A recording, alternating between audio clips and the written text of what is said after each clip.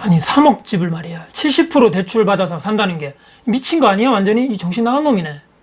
두 번째, 아니 4주택자부터 지금 취등록세 4% 4.6% 된다는데 당연히 그렇게 해야지. 그거 완전 투기꾼 놈들 아니야? 이거 완전 세금을 완전 확 먹여가지고 완전히 이게 투기꾼 놈들 다 때려잡아야 돼.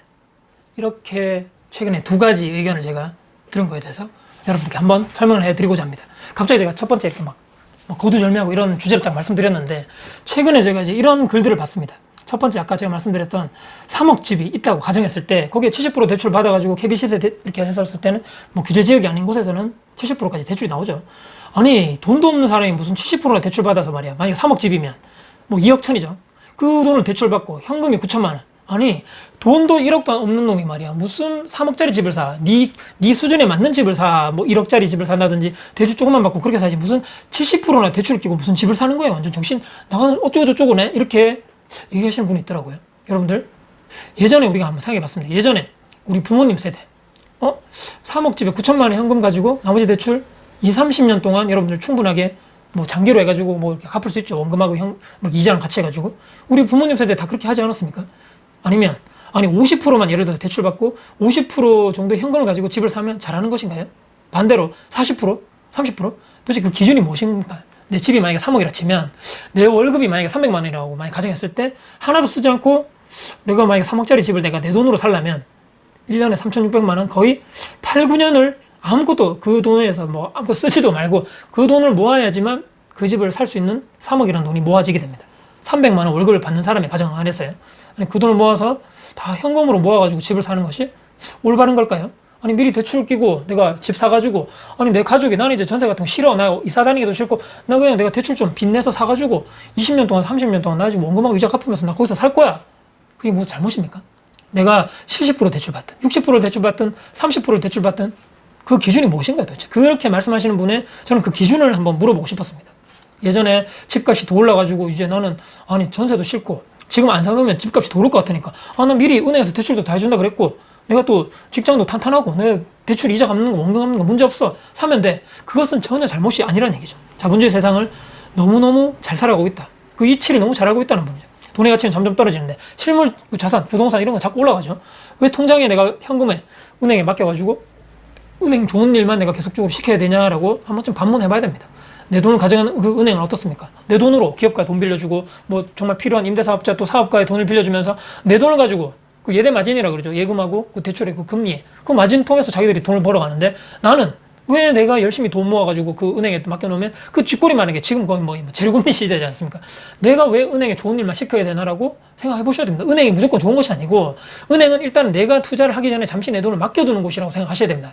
그리고 나중에 내가 나 집 좋아. 내가 무리하게 70%까지 대출을 받더라도 난 저기 들어갈 거야. 나 거기서 살 거야. 나와 내 자녀들이 안전하게 이사 안 가고 나 편안하게 여기서 주거의 안정성을 추구해서 나 투자할 거야. 뭐 살 거야. 실거주할 거라고 생각하시는 분들이 왜 투기꾼입니까? 왜 그 사람들이 70% 대출 받고 그 집 들어간다는데 그분들이 뭐 10%, 20%, 1%라도 돈을 보태준 것이 있나요?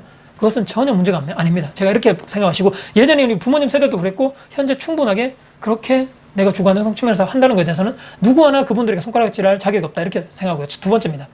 아까 처음에 말씀드린 4주택자 말이야. 이번에 2020년도부터 취득세 4%대 올라간 거 있잖아. 그거 너무 잘 된 일이야. 완전 이놈들 완전 이 투기꾼 놈들 다주택자들 완전 때려잡아야 돼. 세금을 완전 폭탄 때려야 돼. 이렇게 얘기하시는 분들 있죠.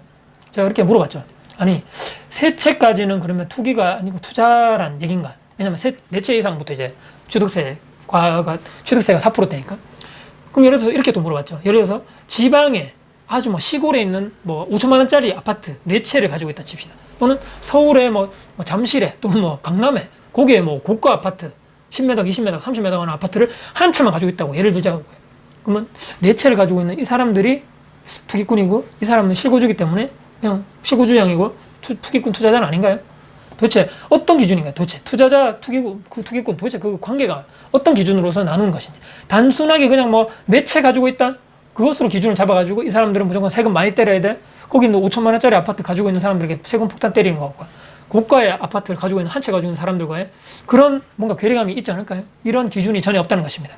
무슨 얘기냐면 기준과 원칙이 전혀 없고 그냥 감정에 치우쳐다는 것입니다. 나는 주택이 없고 나는 전세 살고 나 월세 사는데 저 사람들 4채나 있어. 저런 미친 XX 같은 저 나쁜 놈들 말이야. 완전히 세금 폭탄을 때려가지고 완전히 다 팔게 만들든지 아니면 저 완전 피눈물 나게 만들어야 돼. 내가 가지지 못하니까 너도 안 되라는 심리 너무나 안타깝지 않습니까, 여러분들? 10년 전부터 제가 투자를 하면서 매 순간 어느 장소 어디 때든 간에 대립하는 이런 의견들 있죠. 의견은 물론 자유로울 수 있습니다. 의견은 내 각자 내 나름대로 내가 가진 생각을 얘기하는 것이기 때문에 누가 뭐라 하겠냐마는 결론은 무엇이냐. 하락론자 폭락론자 말만 들었으면 절대로 제 스스로 봤을 때는 행복하지 못했을 것이고 내 집 마련 한 채도 못했을 것이다 라고 생각을 하게 되는 것이 바로 지금까지 제가 살아오니까 그렇게 느끼게 됐다는 것이죠. 사람들이 뭐 10년 전부터 예를 들어서 뭐 남들이 쉬고 놀 때, 여행 갈 때, 돈을 팍팍 쓰면서 좋은 차 사고 그런 거 할 때 저는 최대한 돈을 아껴가지고 지출하지 않고 그 종잣돈 모아서 하나하나씩 자산을 늘렸죠. 저는 남들이 가지고 있는, 흔하게 가지고 있는 신용카드 단 한 장도 제가 만들어 본 적이 없습니다. 회사에서 나왔던 그런 뭐 기업카드 있죠. 그것을 제외하고는 제가 직접 신용카드 회사를 가가지고 신용카드 만든 적은 현재까지도 저는 단 한 번도 없습니다. 그러니까 돈을 뭐 이렇게 뭐 다음에 미리 쓰고 다음에 결제하는 시스템 자체를 싫어하기 때문인 거죠. 이제 돈을 차곡차곡 모아서 첫 투자해가지고 지금까지 왔는데 제 삶과 인생 자체가 무조건 정답이라고 말씀드린 것이 아니고 최소한의 그런 거 있죠. 내가 예전에 살아왔던 과거 있지 않습니까, 여러분들?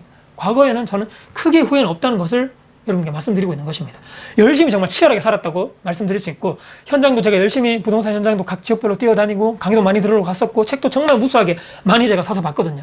부산 가서도 너무나 많이 대출을 해가지고 많이 봤었고 책을 과연 투자하지 않고 공부하지 않고 타인의 성공을 보면서 정말 배 아파하고 어쩌고저쩌고 하는 사람들 있죠. 그 사람들이 정말 제가 묻고 싶은 것은 정말 치열하게 살아봤냐, 정말 밥 안 먹고 현장 돌아다니면서 김밥 먹어가면서 현장을 왔다 갔다 해봤냐, 그 리스크를 안고 가슴 떨리는 신체적으로 계약금 보낼 때 그 떨림, 그 리스크를 안고 투자를 해봤냐, 안전하게 안정적으로 살기만 하는 그 사람들에게 물어보고 싶은 거죠. 치열하게 열심히 살아보는 게 과거에 진짜 본인의 그런 인생 전체에 대해서 과거가 후회가 없겠는가라고 되묻고 싶습니다. 아니면 제 영상을 보시는 분들 저도 마찬가지지만 한 번쯤은 돌아보자는 얘기죠. 남들에게 피해주지 않고 나와 내 가족만을 저는 바라보면서 앞으로도 지금까지 해왔던 것처럼 저는 꾸준하게 그냥 열심히 저는 해나갈 계획입니다. 투자든 뭐 삶이든 현재 이렇게 뭐 매장 운영하는 저 현재 저의 자영업자 삶, 또 이렇게 지금 유튜브를 하고 있는 유튜버의 삶을 또 앞으로 또 어떻게 될지 모르겠지만 저와 만나는 또 모든 인연으로 가지는 인간적으로 만나시는 분들 있죠. 이 모든 것들에 대해서 열심히 치열하게 나중에 돌아봤을 때 후회가 남지 않도록 저는 열심히 할 계획입니다. 오늘 제가 말씀드린 뭐 두 가지 그냥 큰 명제를 한번 던져봤습니다. 이렇게 생각하시는 분들이 무조건 뭐 틀렸고 제가 생각하는 것이 무조건 맞다는 얘기가 아니지만 오늘 제가 정말 말씀드리고 싶은 것은 과거에 내가 현재 미래에서 내가 과거를 봤을 때 진짜 내가 후회하지 않는 삶을 살고 있는가, 아니면 진짜 그때 가서 후회하지 않는 삶을 살기 싫으면 지금부터라도 조금 더 내가 긍정적인 쪽으로 바뀌어야 되고, 또 그런 길을 가시는 분들의 영상이나 글을, 책을 여러분들이 보시면서 내가 조금씩 그쪽으로 인생 방향, 내 스스로 핸들을 그쪽으로 돌리시는 여러분들이 되었으면 좋겠다라고 여러분들 간절히 바라면서 영상을 마무리하도록 하겠습니다.